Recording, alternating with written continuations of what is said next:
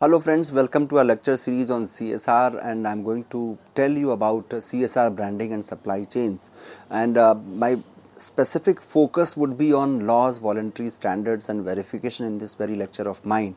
While talking about codes and standards as a guide, what are the CSR instruments, how do we define them, I would also be telling you about different classifications which are based on scope and focus. And when we talk about CSR standards or CSR codes, or to be very specific, the norms, the values, the principles which we are actually adopting in order to implement CSR in practice, there is a very pertinent question whether it is the norm is going to be unilateral, bilateral, multilateral, or we are going to implement it without consulting any of the stakeholders.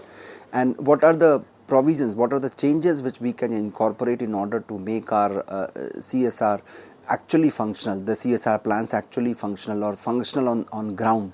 That is what is going to be the focus of my discussion today. I'll be telling you about the different codes and standards which are acting as a guide. If we look at the global scenario, if we look at the entire scenario in global perspective, we find that somewhere there are certain standards. In some places you find some value systems, some principles are being laid down. In some of the countries you would find that they have a legal provision, that is, there is a legal mandate for it. Some of the countries, they basically abide by the standards and guidelines for the implementation of CSR. But at the end of the day, what matters is whether you could perform the CSR in its true spirit or not, or whether you could implement the rules and regulations in letter and spirit or not.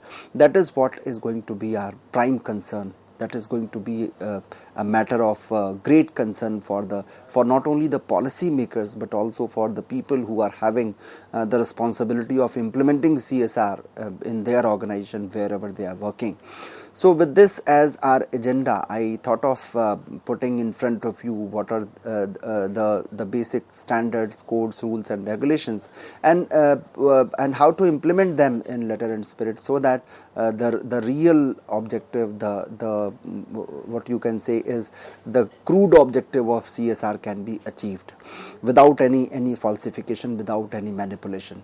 So when we take CSR as a journey, as a journey of a company, and codes and standards are coming in place, you may ask a question: what is the role of these codes and standards in implementing CSR? I would say that if you consider CSR to be a journey, these codes and standards, they are acting as a map.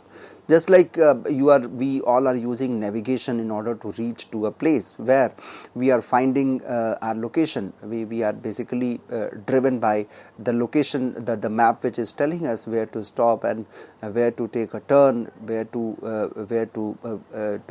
how to move for a specific location, where to change your direction. Everything is directed by the navigation. Likewise, if we consider CSR to be a journey, the codes and standards, they are acting as a map in order to guide companies towards greater transparency and accountability.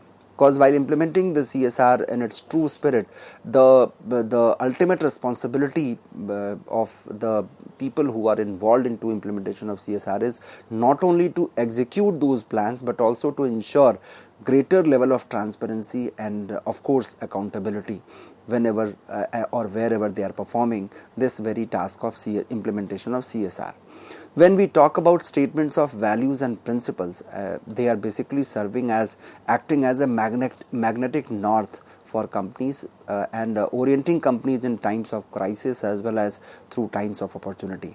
So these statements of values and principles, they are not only serving as they are not only offering orientation to the companies in times of crisis, that how to manage with that very crisis which is in front of you, but they also guide you how to reap benefit out of the opportunity which is around the corner, and how to get the benefit out of it. That is what is the role of these codes and standards, and this is why we call them as our guiding principle, as our guiding light, I would say, because they act as a map, they act as a guiding principle for a company, and they ensure that your orientation is towards the implementation of CSR in the true spirit.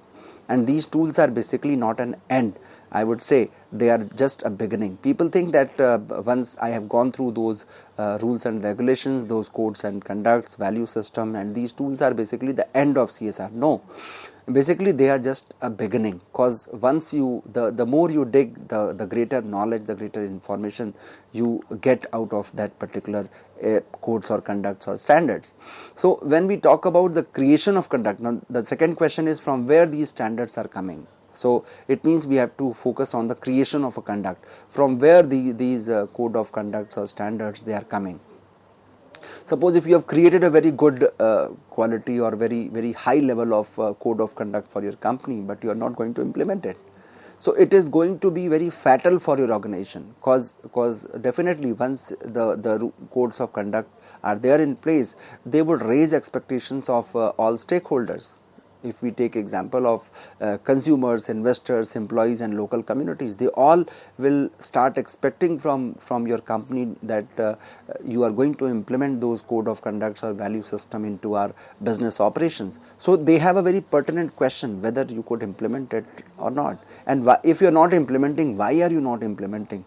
That is another question in front of those policy makers. So these statement of values or principles, or what you call as creation of a code or standard, they are basically representing the proverbial line in the sand of a company, and that line is what? So if you consider the proverbial line, that line is what? That is basically a call to action. So in the sand for a company, you are writing, there is a proverbial line that there is a call to action. So you have a call to act on the lines of those rules and regulations, those standards which you have created.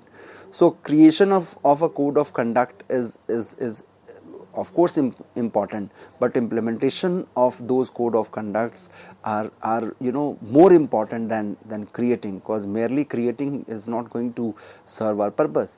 We have to be very clear about it, that once you have created those code of conducts, you have to implement in any case, because there is a call to act, and that expectation you cannot deny, you can't say no. Now coming to the CSR instruments, another question in front of you is what can be the possible instruments of CSR. So if we look at the CSR instruments, they are basically principles, code of conduct, standards, guidelines, framework agreements. So why I have named all these? Because at times you would find that in some company there is a presence of principles. They are following principles. Some of them they might be going through some codes of conduct. They might have drafted or crafted some codes of conduct for themselves in order to implement CSR vision of theirs. So they would be actually taking codes of conduct as an instrument for implementing CSR plans. You can abide by the standards, you can have some guidelines, you can have some framework agreement, and this list is not exhaustive. I would not say that this is end. There are number of other types of CSR instruments, and if you look at them, some of the most popular one nowadays, they are coming in the name of labeling initiatives, that you are having a labeling initiative. They have a term called stakeholders dialogue, but at the end of the day, what matters is we must focus primarily at documents which is guiding our behavior. So we should look at that document in which everything is written in black and white, that whatever you are going to implement, whether those instruments are with you or not, whether you are looking at those documents which are going to guide your behavior. Because unless you draft it, you are not going to actually implement them in a right manner. So it is always advisable, always better to have your own written document, or I would say to have your own documented CSR policy, wherein you have not only mentioned your objective but also the ways to implement it. So these principles, in some companies you would find name of principles, somewhere you would find codes of conduct. In some other companies, you may find that they have decided to implement those standards or abide by those standards. Some companies may think that we are having our own guidelines and we would be following, because not every country is having a mandatory provision for implementation of CSR. So in most of the countries it is on voluntary basis. So wherever it is on voluntary basis, of course they are going to have their own voluntary guidelines.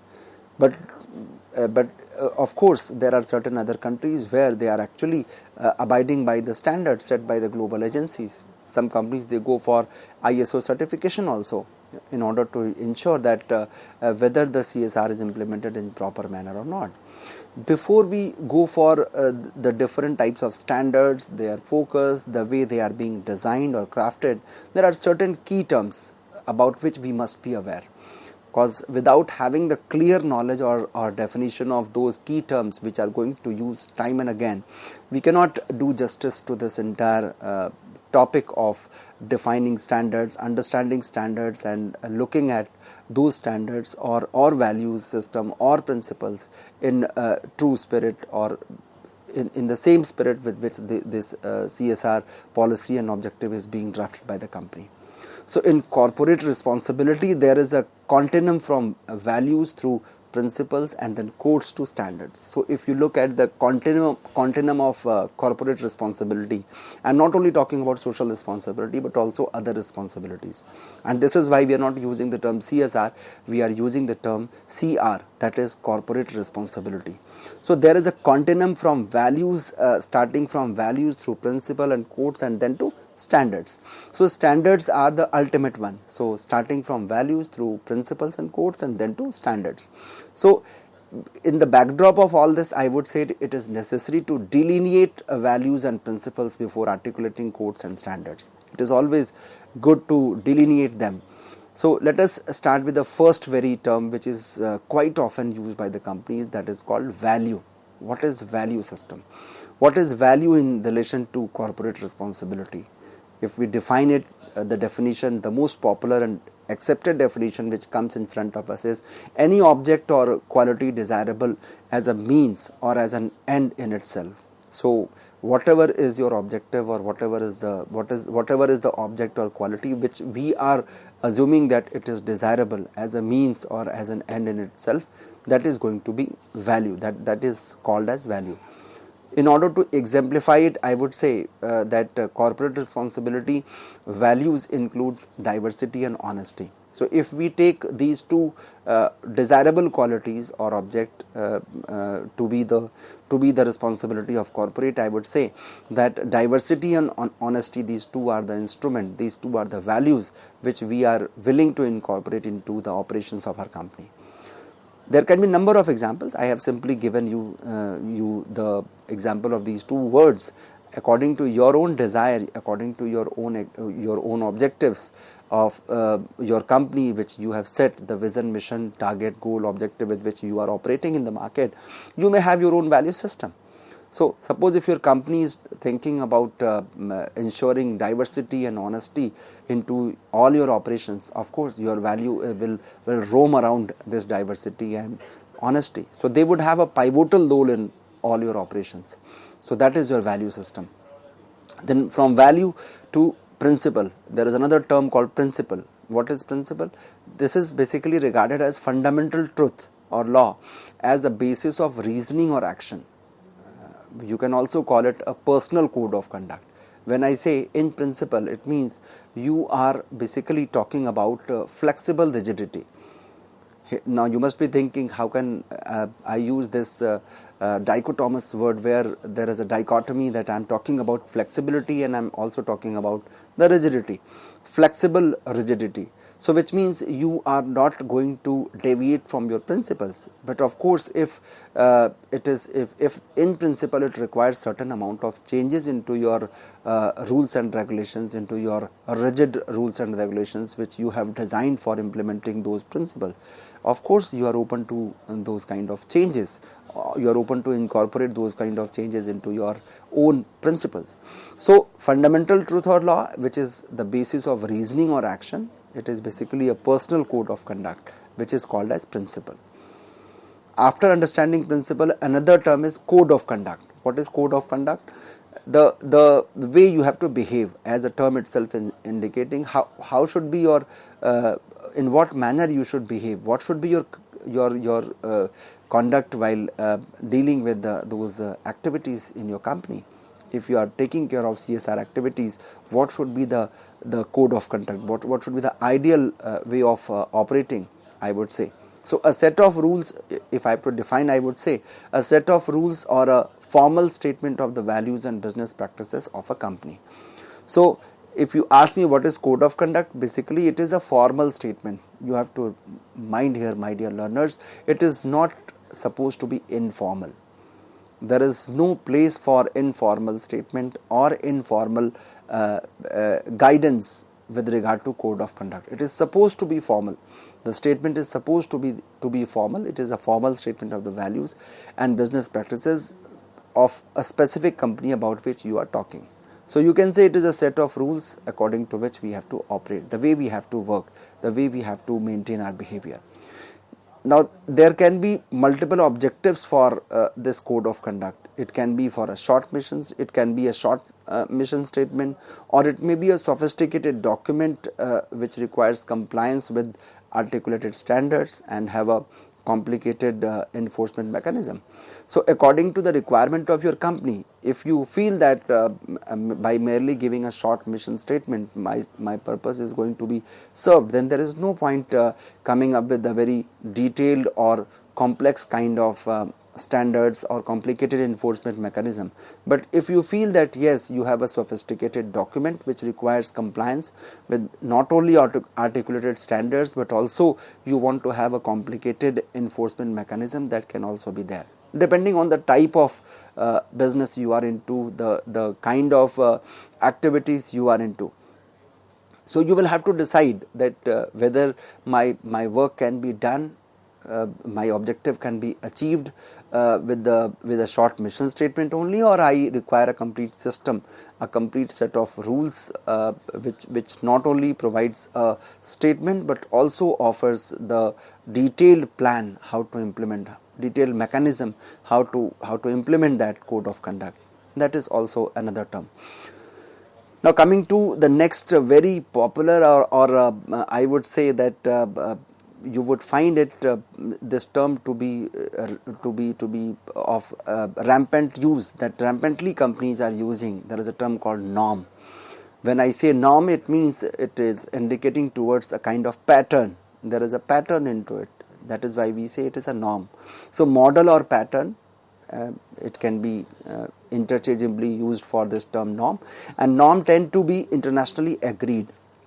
It is of course going to be accepted by people across the country, or I would say that across the globe, not only in your country but also in other countries they are accepting, because we are living in an environment where we talk about a concept of global village, where we have companies operating, having their head offices in one country and their operations are spread across the world. So it is not only confined to the geographical boundaries of one country, but it is beyond the boundaries you are talking about. So if a model or pattern is accepted internationally, then of course it is going to be a norm.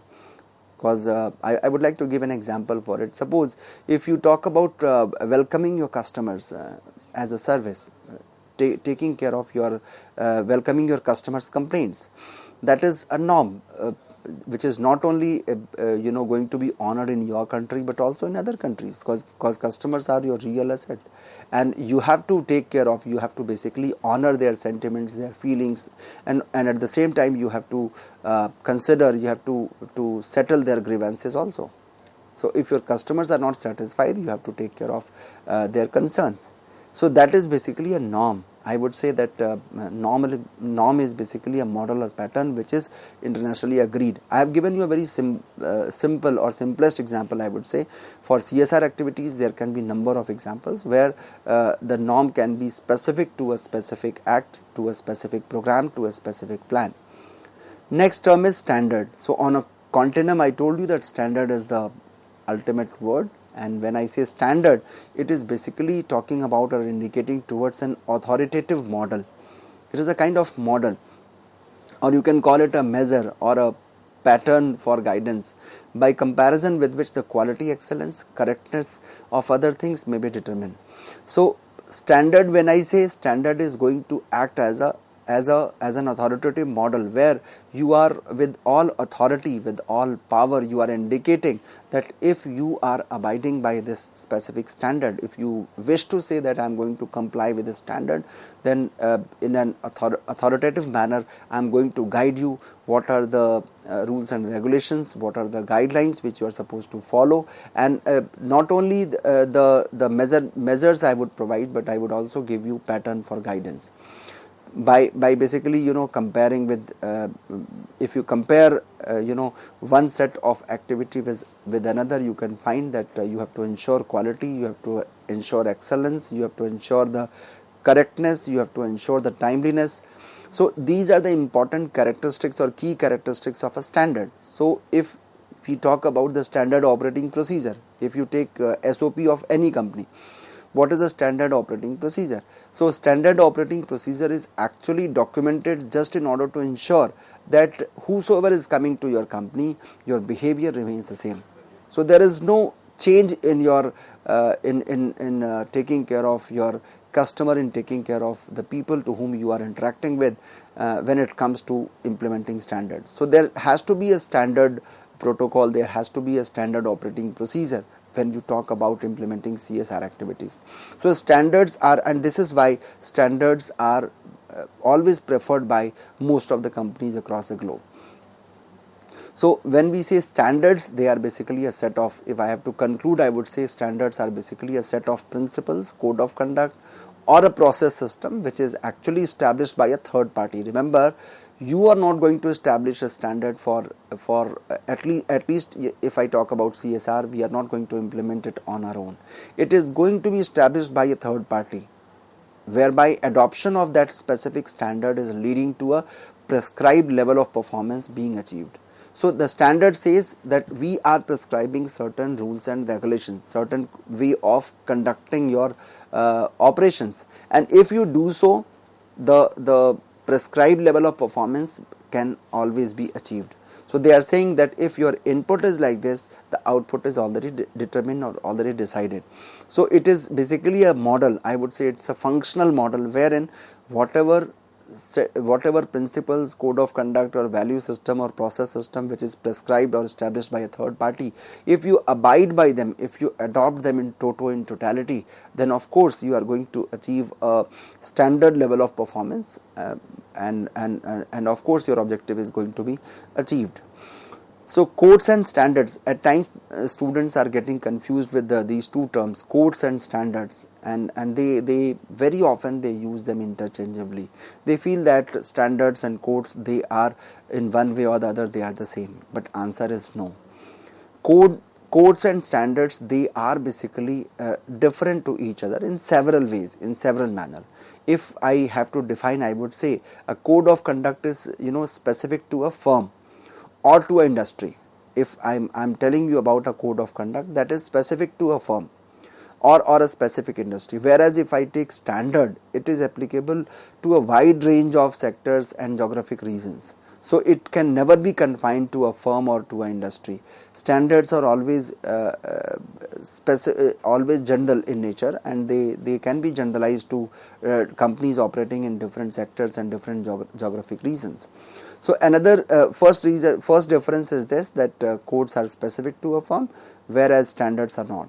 Another major difference in the degree to which this monitoring, auditing and reporting is actually implemented in companies which are adhering to the codes, and in other companies where they are adopting standards. So if you look at the codes of conducts and standards, you can differentiate them in terms of the way it is implemented, the way they are being monitored, the way they are being audited, or the way their reports are being prepared. So that is also a point of difference for codes of conduct and standards. Another difference is code of conduct is generally subject, it's a subject only to internal scrutiny by the company. They are basically doing a kind of internal screening or filtering, whereas if we talk about standards, they basically talk about the accountability to a broader constituency, and this is why companies are increasingly going to implement or adopt this standard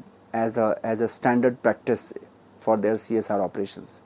Now, if we look at the researchers' opinion on this specific topic, the term standard is basically used frequently in the field of CSR. A better term might be norm. Most of the researchers, they are of opinion that the better or most appropriate term can be norm in place of using standard. Because if we look at the technical definition, the term standard actually implies that companies can and should achieve a uniform output, whereas the reality is different. If we find that given the significant differences between companies, in terms of their sectors, their regional, cultural, historical differences, it is very unlikely that you can do any kind of standardization, or it is even not desirable. So this is why in most of the countries, apart from the reality that companies are adopting or implementing standards, but they are not using the term standard, they are using norm for it. So with this, I am ending this very part of my lecture on these standards and benchmarking standards, codes and other things. I'll be telling you about some more interesting insights on the same topic in the next lecture of mine. I hope you must have enjoyed today's lecture of mine. Thank you so much.